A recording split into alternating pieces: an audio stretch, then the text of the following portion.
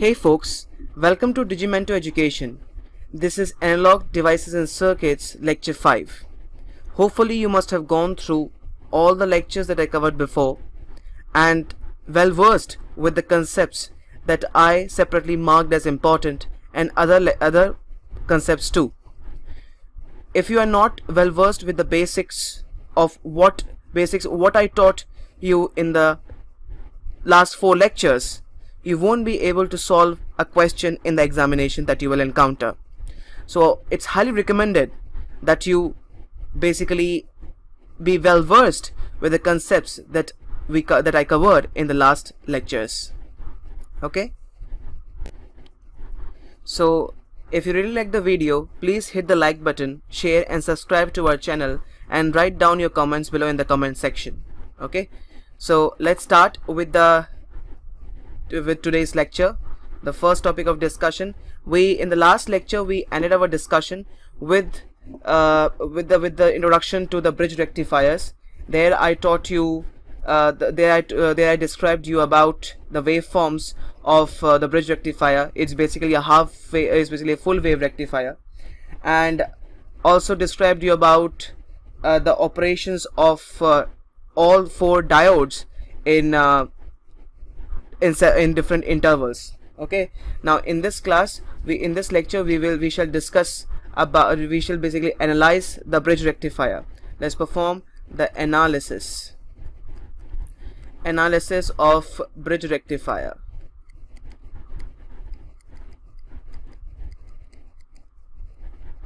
Analysis of bridge rectifier.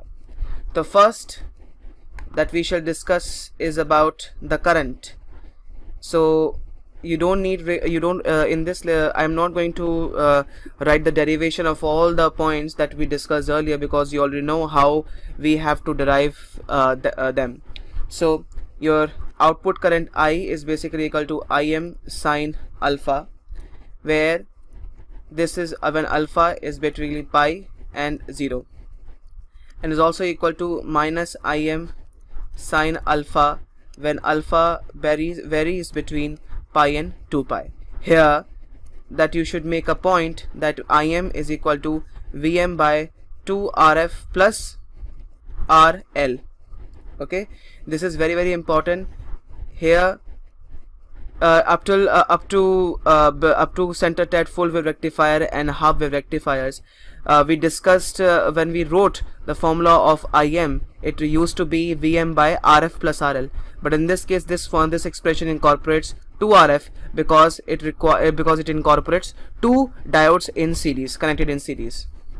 Second one was IDC. Since it's a full wave rectifier, it will be equal to 2 Im by pi.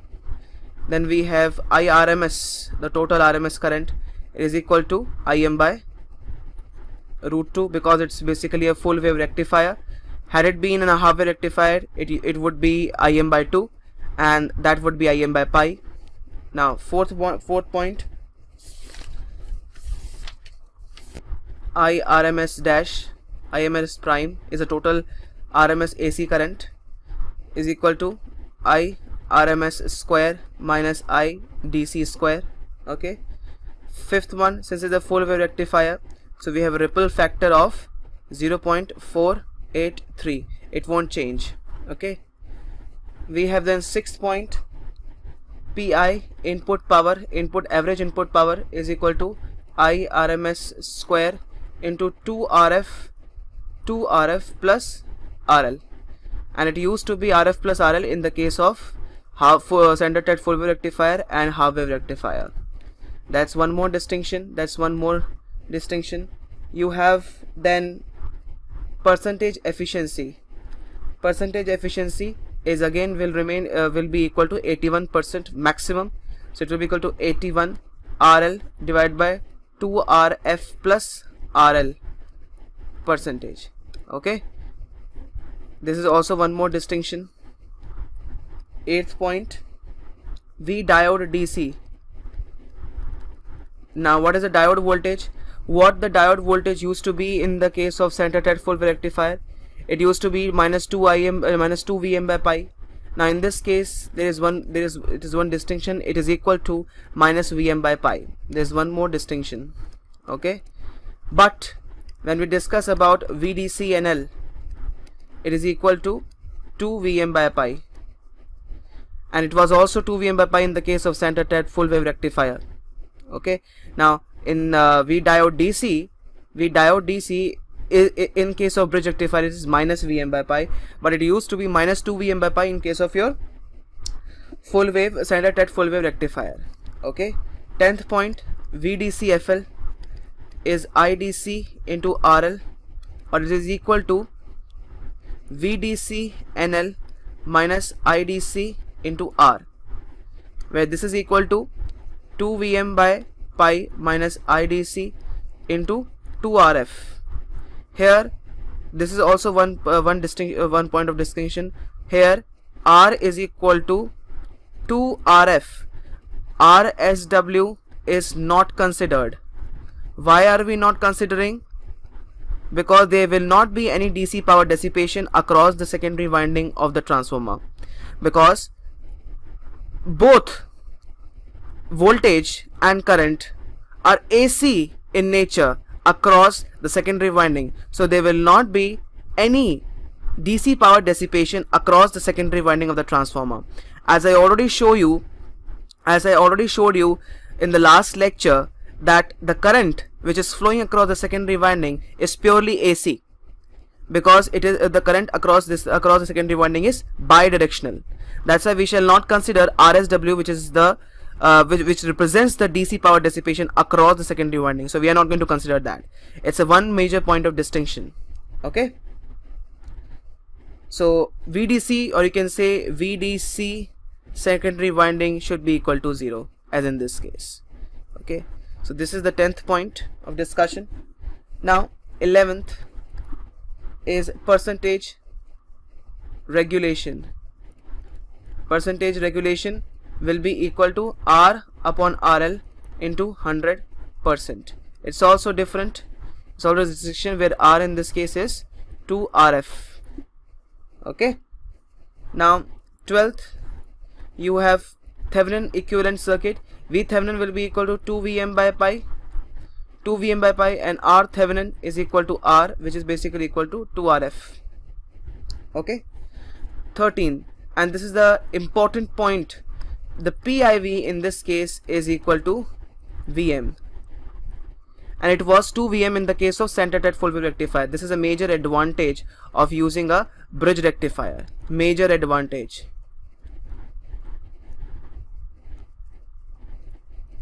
Okay, major advantage, and it was used to be 2 Vm in the case of. Now 14th point is basically the form factor is 1.11. Okay, in this case it will remain the same. Form factor is 1.11. In a half wave rectifier, the form factor was 1.57 and ripple factor was 1.21.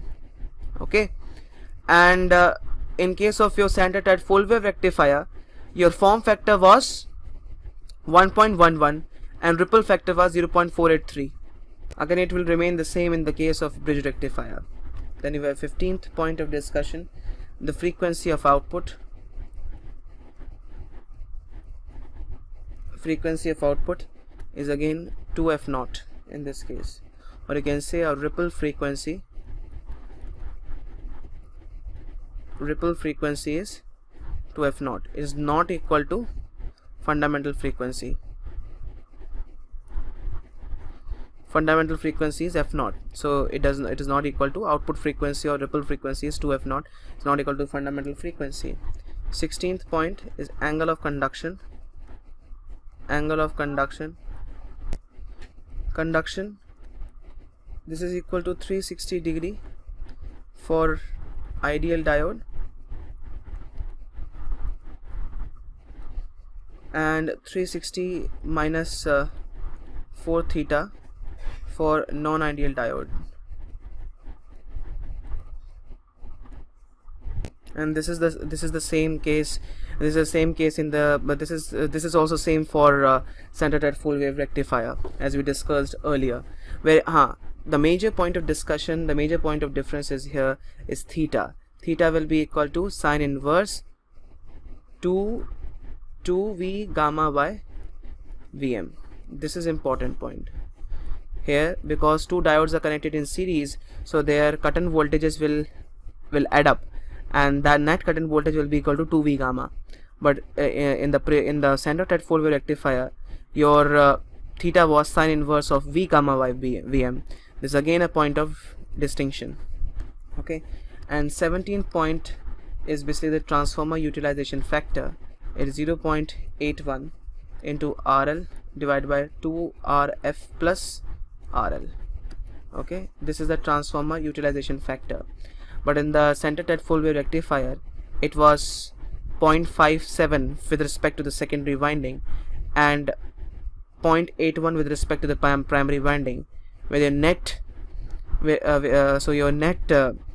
transformer utilization factor was equal to 0.69 RL by RF plus RL in the case of center-type full wave rectifier. But in the case of bridge rectifier, it is equal to 0.81 RL by 2RF plus RL. Okay, that is with respect to secondary winding and primary winding. Okay, so in the full wave rectifier, in the center-type full wave rectifier, it was 0.57 with respect to the secondary winding and 0.81 with respect to the primary winding. Net was 0.69, which is the average one. But in this case, transformer utilization factor for both secondary winding and primary winding is 0.81 RL by 2RF plus RL. Okay, so average will be equal to 0.81.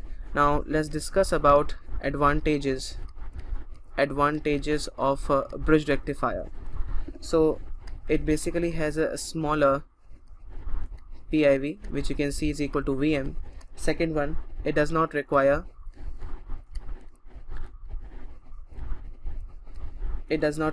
center-tapped transformer,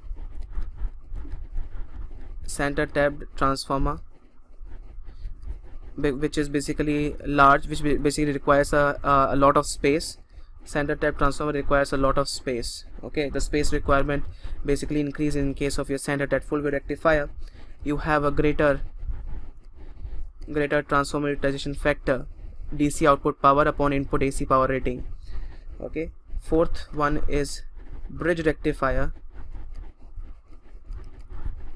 Bridge rectifier can be used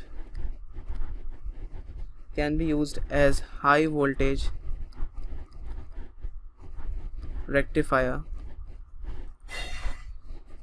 also. So why is this so? Because center-type full wave rectifier and a half wave rectifier are basically low voltage rectifiers, because diode cannot bear greater amount of voltage applied across them. Okay, so if 220 volt AC is directly applied without using the transformer, across the diode bridge, then what would happen? Let's say we directly apply without using the transformer, we directly apply the voltage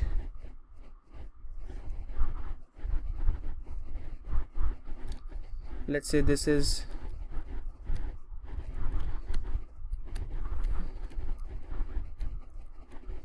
if you directly apply 220 volt RMS value, so what you will get PIV. What will be your PIV? Peak inverse voltage will be equal to Vm. Vm will be equal to 220 into root 2, which is nearly equal to 311 volts. Okay, so VO PIV will be equal to Vm. Vm in this case will be equal, this is 220 volt RMS value. So 220 into root 2 will give you the peak value, will be equal to 311 volts. Okay, so you require a diode. So you require a diode with PIV greater than 311 volts. Sorry, not PIV, it's breakdown voltage. With the breakdown voltage breakdown voltage greater than 311 volts. So this much you at least you require.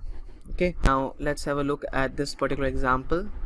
What does this question say? Let's have a look at that. So 240 volt AC is applied to a bridge rectifier. If load resistance is 10 kilo ohm, this is RL. Calculate DC load current and voltage. 240 volt AC voltage is given. By default we are considering it to be, since the turns ratio is not given, by default we are considering to be it is present at the input at the secondary winding of the transformer. 240 volt is given. This is by default is an RMS value 240. So we can find your VM. VM will be equal to 240 into root 2 volts. So VM will be equal to 240 into root 2, which is nearly equal to 339.4 volts. Okay, the first question is asked is DC load current. DC load current. So IDC will be equal to 2Im by pi. So for that we require Im. Im will be equal to Vm by 2RF plus RL. So Vm in this case is equal to 339.4 upon 2 RF. Now in this case nothing is basically told about, nothing is given about the diode. So we are by default considering it to be equal to 0.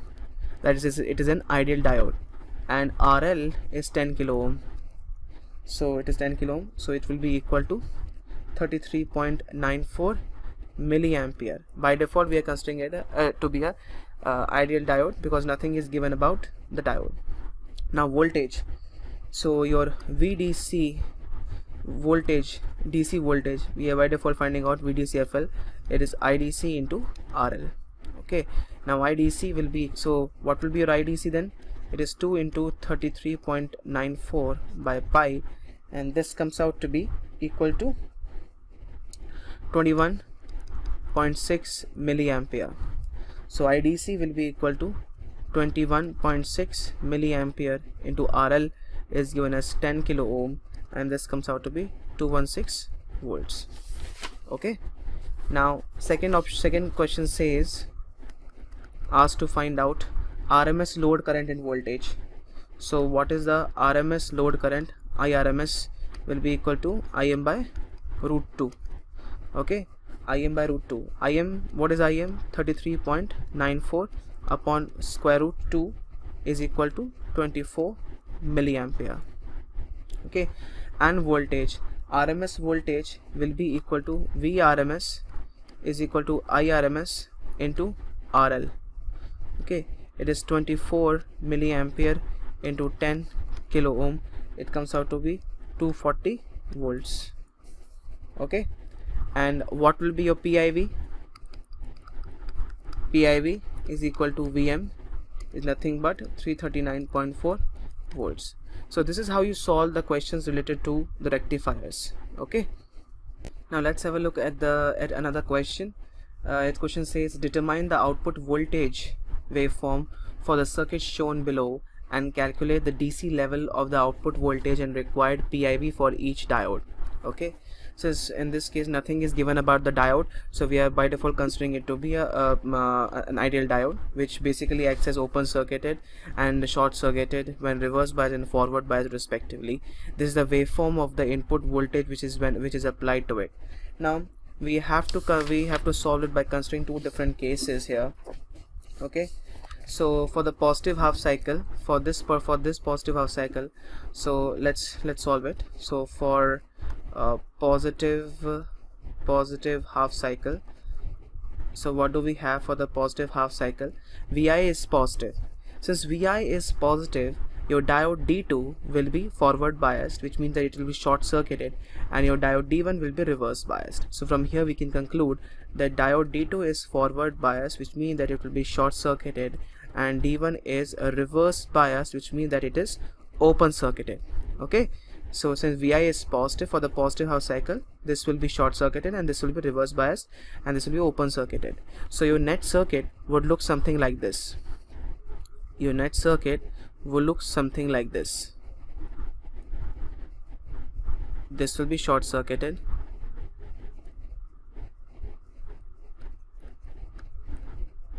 okay. Your this is VO. So your circuit would look something like this. If you just draw it more systematically to make it more clearer to you, this is like this. Okay, this is 2k, this is 2k, and this is 2k. This is plus minus, this is the output voltage VO, and this is plus minus VI. So from here you can easily see, by applying the voltage divider, we get VO as, for the first case, we get VO as VI by 2. This is 5 sine omega t, yeah, or 5 sine alpha. So this will be your VO for the positive half cycle. Okay, now let's move on to for the negative half cycle. For the negative half cycle, now I already told you about the conventions that you need to follow. Either you change the sign or change the polarity. Do not change both. Okay, now I am keeping the polarity constant. Okay, so when it is negative, for the negative half cycle, your diode D1 will be forward biased and D2 will be reverse biased. So D1 is forward biased, which means that it will be short circuited, and D2 is a reverse bias. This will mean that it will be open circuited. These all are approximate analysis of the circuit. So your circuit would look something like this. This is short circuited, this is VO, this will be open circuited. Okay, this is 2k, 2k, 2k, plus minus VO. So if you apply the voltage divider, on this thing, you get VO as minus VI by 2, because the polarities are different. This is plus minus, this is minus plus. Okay, this is minus plus. It will be equal to minus VI by 2. This will be equal to minus 5 sine omega t. So this is how it looks. So for VO will be equal to this. So we can conclude that VOT will be equal to 5 sine alpha for alpha lying between 0 and pi, and minus 5 sine alpha for alpha lying between pi and 2 pi. This again a full wave rectifier. Okay, it's just like a full wave rectifier. And now it is required to find out the DC level of the output voltage. How can we find that out? Now VDC will be equal to, since it is full wave rectifier, it should be equal to 2 Vm by pi, and this will be equal to 2 into 5 by pi. This is equal to 10 by pi is the answer. Or you can easily calculate by applying the formula. Okay, so, or you can see, you can easily find it out by VDC will be equal to 1 by, since it is periodic with a period of pi, 0 to pi, 5 sine alpha d alpha, and this comes out to be 10 by pi. Okay, this is how it goes, because this is periodic with a period of pi, so we will only consider that particular period. Now PIV is peak inverse voltage. So what is the average, what is the voltage that is across the diode when it is reverse biased? So when we consider that, consider diode D2 is reverse biased, so then let's say this will be short circuited, this diode will be short circuited, this is diode, and this will be reverse biased. Okay, so if we just see, this is 2k, 2k, and this is 2k. Now when would this happen? This is minus 10 volt, because we have to consider Vm in this case. So that 10 volt will appear across this thing, so we can say PIV will be equal to 5 volt. PIV will be equal to 5 volt because 10 volt will divide equally among these two. And what is the voltage, and the voltage that would appear across this 2 kilo ohm will also appear across the diode. Okay, this is the diode. So PIV will be equal to 5 volt, because let's say, because it depends upon Vm, so we are taking it Vm is equal to 10 volts, and the voltage that would appear is minus 10 volt, and minus 10 volt will appear across the diode, and we take the magnitude of that, minus 5 volt is going to be the PIV. Okay, understood? Okay folks, now let's move on to the discussion Now since so far we have basically used the rectifiers in order to rectify the AC signal to get the DC output, in order to basically drive the DC devices that are connected to our connected in our houses. So since but unfortunately we were getting ripples, a hell lot of ripples. We have to eliminate those, and we want a steady output, a smooth output. And one step forward to it, we basically are now going to apply the filters across the rectifiers. Filters will help us out in making in smoothening the rippled DC output that we got in the rectifiers. That's the basic usage of filters. So in this, now let's discuss about filters. Okay, let me write some theory behind the filter so that it would make it would impart more credibility to you, and it would make you able to understand very well about why are we using filters at the output of the rectifiers. Okay, so if it is a frequency select, so basically what is a filter? It is a frequency selective, is basically a frequency selective network which passes a desired range of frequencies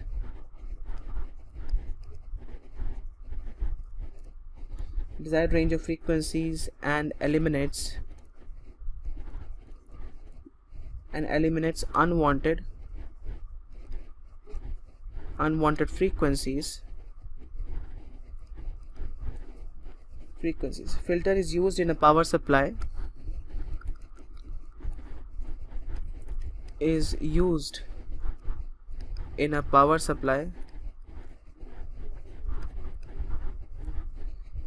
to remove AC component present at the output of a rectifier. Okay, this is the main purpose of using filters. Now filter should remove frequencies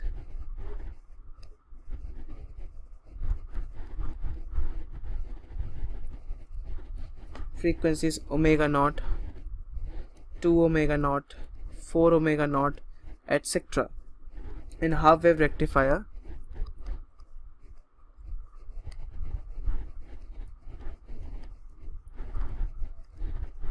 and 2 omega naught, 4 omega naught, etc. in full wave rectifier. Also, if in power supply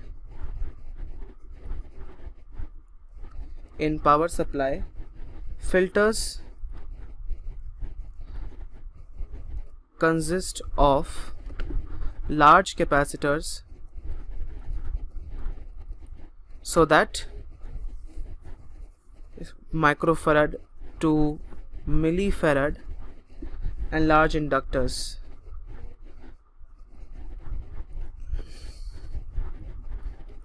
millihenry, because that would basically enable us to get the smooth output DC, because the discharging time constant will be very, very high.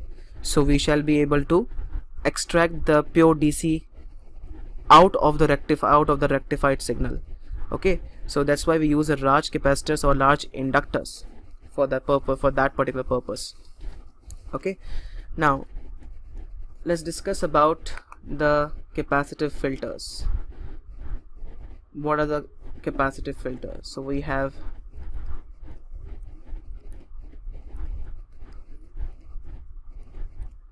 capacitive filters.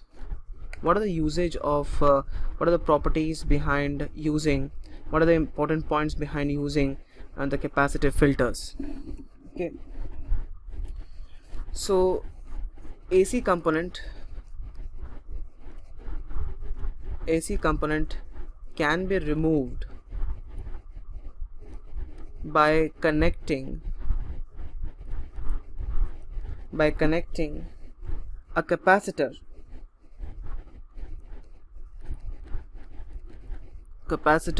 in parallel to load resistance RL. So here we have a rectifier. This is the AC power, and we connect a capacitor, large capacitor, in parallel to resistance RL. Since capacitors are large, the discharging time constant is also large. So for this purpose, capacitor should be chosen in such a way that its reactance is much smaller than RL, which means that mod XC should be very less than RL. This is an important point here, because the current here is both the combination of IAC plus IDC. If the reactance is smaller, the reactance of this capacitor is smaller, most of the AC current will flow through the capacitor and will not basically pass through the resistance RL, because since this reactance is smaller, we know that the current always chooses a less resistive path, less reactive path. So if reactance is very small compared to RL, most of the AC current will pass through the capacitor, and will very small percentage of AC current will pass through resistance RL.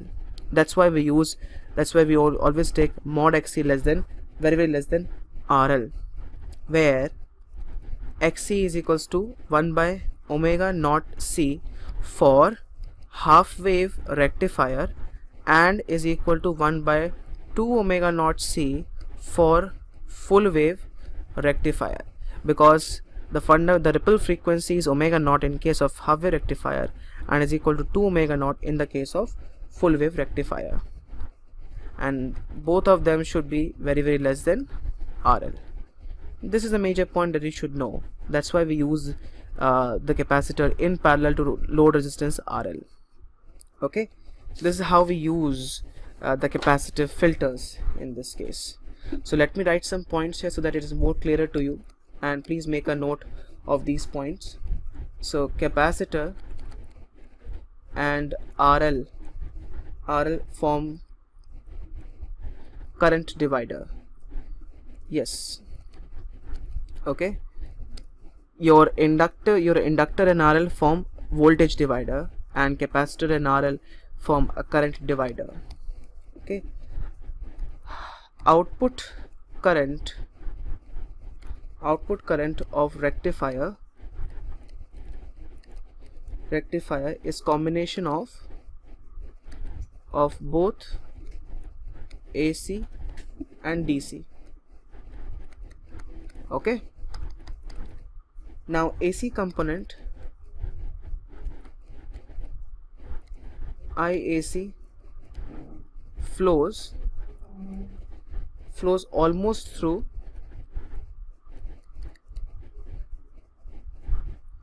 capacitor because its reactance is smaller, and negligible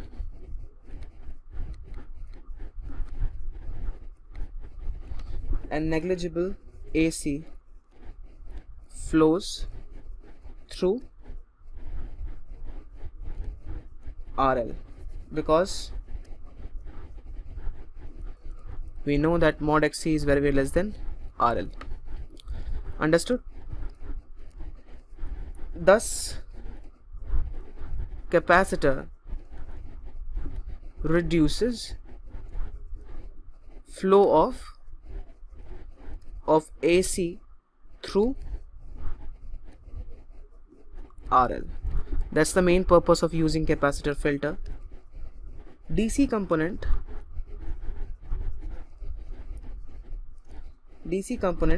IDC flows through RL because capacitor blocks DC, or it acts as open circuited at DC, because omega naught for a DC is equal to 0 and 1 by omega naught C will be equal to infinity, and for that's why for 1 by 0 it will be equal to infinity, and that's why for the DC current the capacitor basically acts as open circuited. Reactance is very high for that, for DC current. That's why it blocks the DC. And as you will also see that when we shall discuss about the amplifiers, and when we would perform the DC and AC analysis, and when we perform the DC analysis, you will see the large capacitors basically are large capacitors, because all the capacitors are considered to be open circuited for the DC analysis. Okay, that's the main reason behind. So all of the DC current will flow through the resistance RL, not flowing through the capacitor. Okay, now let's discuss about the design of a half-wave rectifier with the capacitor filter. Okay, so we have the half-wave rectifier with capacitive filter. Okay, now the circuit looks something like this. This is very important, you should know. We use a step down transformer again, because your rectifier is basically a low voltage rectifier, and this is N1 is to N2. Okay, this is a diode that we already discussed. Now this, up to this, it was basically the original rectifier that we discussed earlier. Now here it would basically be RL, and here we have a capacitor C. Okay, this is capacitor C and RL. The orientation can be vice versa as well. You can connect capacitor here in RLL, since both are in parallel, so it doesn't matter, it doesn't really matter.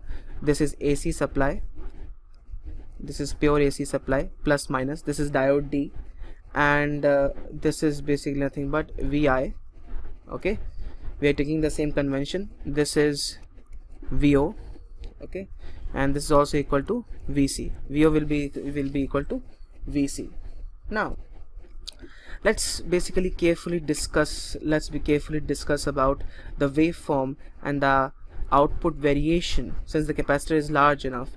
Now let's discuss about the output variation. Okay, let me discuss about that. Let's draw the input waveform.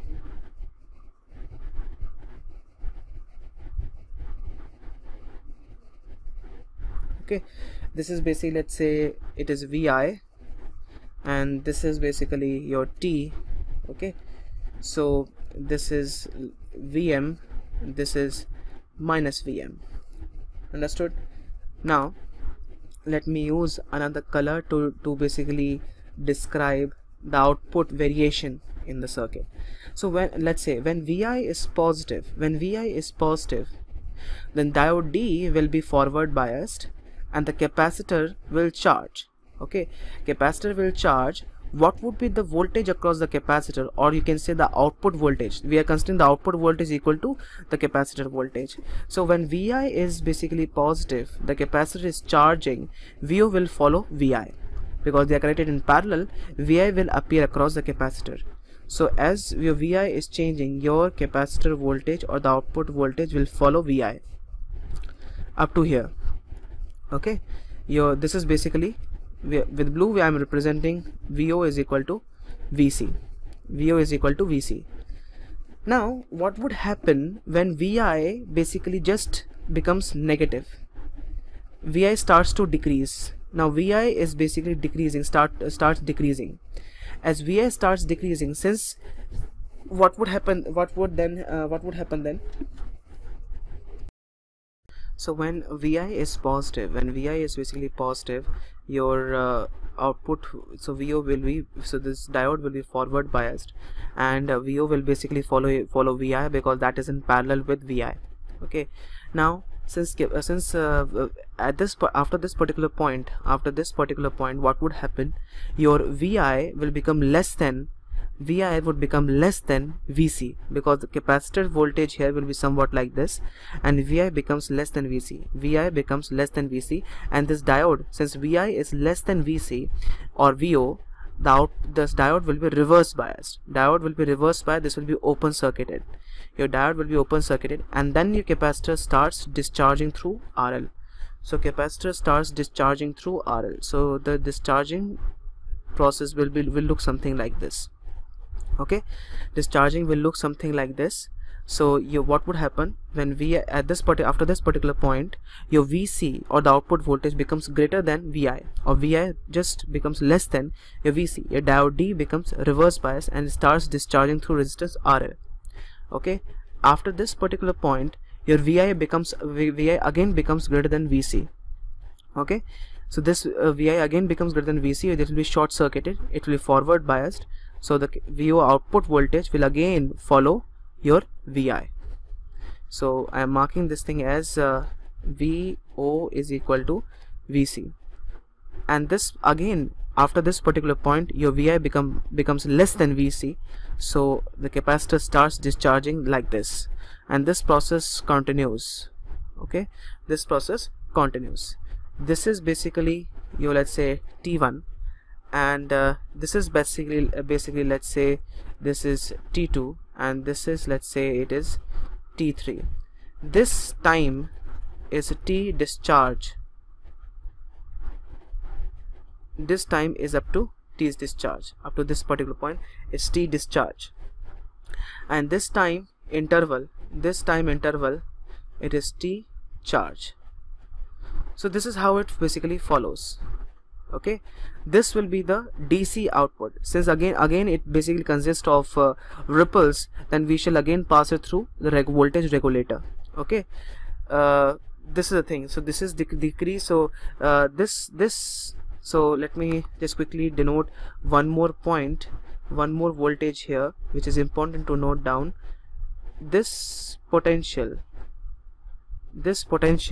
is basically equal to Vm minus VR. VR is ripple voltage. Okay, folks, I am stopping this lecture here. I will soon in the next lecture I will discuss exhaustively about this half wave rectifier design with the capacitor connected in parallel with resistance RL, and further analysis I will continue in the next lecture. Till then, please go through this lecture very carefully and try to understand each and every nuance of the lecture that I covered, and be well versed with the concept that I mark separately as important, and hopefully you must be doing good. And please like this video, give a thumbs up, share and subscribe to our channel, and write down your comments below in the comment section. Thank you very much.